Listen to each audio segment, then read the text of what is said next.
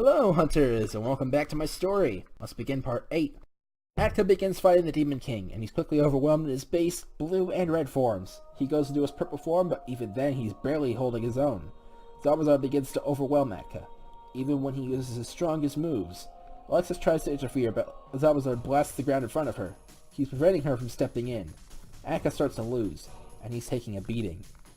He gets knocked into a wall, and then Zabuzar throws a giant blast at him, capable of destroying the planet.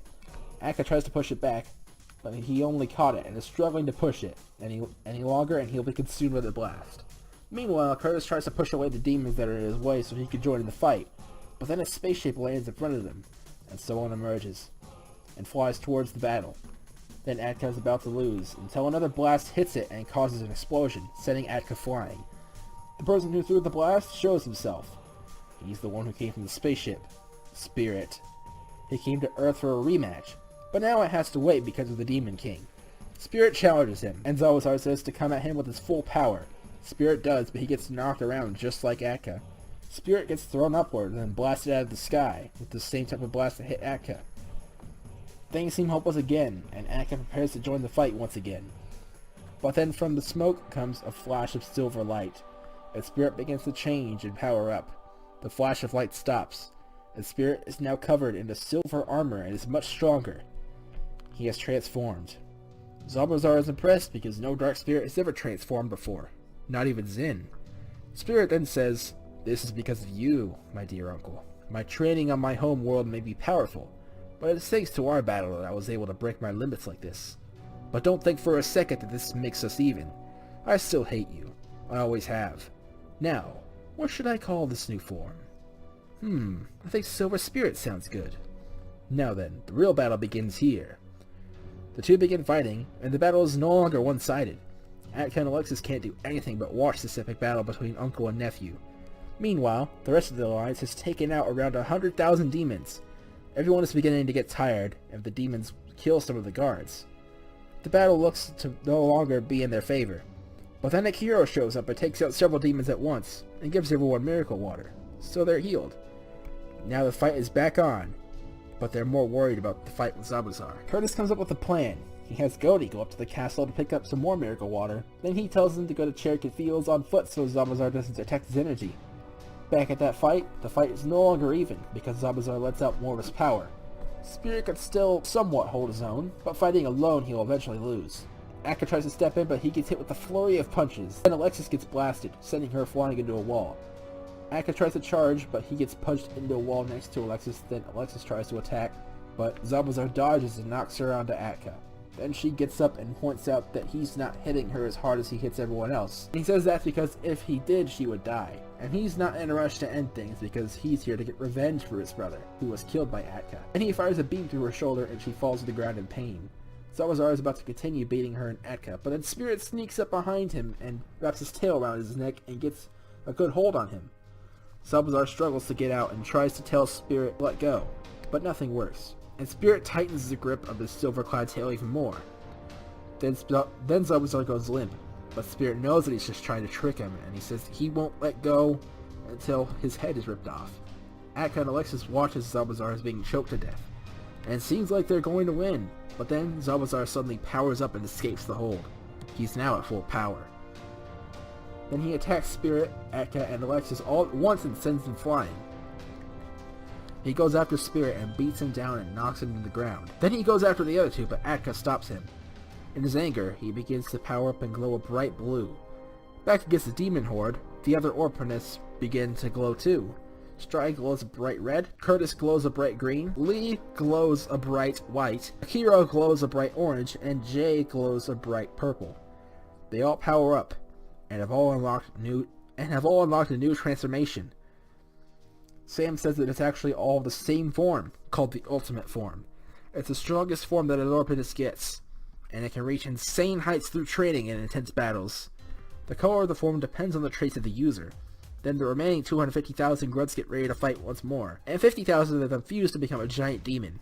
Zabuzar prepares to strike back as well. And now the blue-haired Atka, red-haired Stride, green-haired Curtis, white-haired Lee, purple-haired Jay, and orange-haired Akiro, the Ultimate Fighters, prepare for the real fight. The intense battle against the horde of demons continues, and Curtis fights the giant fused demon. known as Hezar. Atka and Spirit team up against Zabuzar and do rather well thanks to their coordinated attacks. But then Zabuzar unleashes his full power once again, and turns the tables. They're back to being pummeled, and they get knocked to the ground and revert to their base forms. Alexis can't do anything because she's injured, so things are totally hopeless. Just then though, Gody shows up and blindsides Zabuzar the same way Junior did to Goo back then. Then when he can see again, all four of them are gone. Gody had transformed, carried them all on his back, and ran away as fast as he could, and went miles away, behind a mountain. Gody gives them all miracle water, and now they're all healed again. Gody wants to help them somehow, but feels that in a fight he'd just get in the way. Then he has an idea. He'll teach them a sacred technique, known only by the Chimeras, the Soul Link. When two fighters with equal power use it, they'll temporarily merge into a much more powerful fighter. Atka and Spirit are evenly matched in their new forms, so it would work perfectly. Spirit refuses to do it, however, and Atka tries to convince him to do it, saying that he doesn't like it either, but it's the only way to win. Spirit sees that it's the only way, and reluctantly agrees. While Zabuzar is angrily searching for them, Gody begins to teach them this technique. Curtis has just defeated Hezar, and now everyone is ready to finish fighting this horde of 200,000 demons. Now Atka and Spirit know how the Soul Link works, and they try it. They begin to glow, and Gody senses some immense power. Then the glow stops, and the two of them are still separate. Gody is shocked because they both did the move perfectly.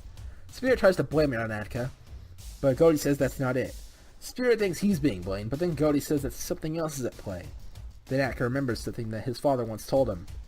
An Orpanist cannot use techniques made by chimeras because Orpanists cannot use magic, so they cannot fuse. But they still got stronger, so they prepare to go back to the fight. Just then, a blast hits Gody. Zabuzar has found them. Alexis tries to get Gody to get up, but he won't. She checks for a heartbeat, but there is none. He's dead. The two angrily charge at Zabuzar, and now another epic battle begins. After a while, the two try another coordinated attack, but he counters it and uses his most devastating combo, the Demon Rush. The two are hurt bad after it, and they can barely stay in their strongest forms. Alexis rushes in, but gets beaten as well, and now all three of them can barely stand.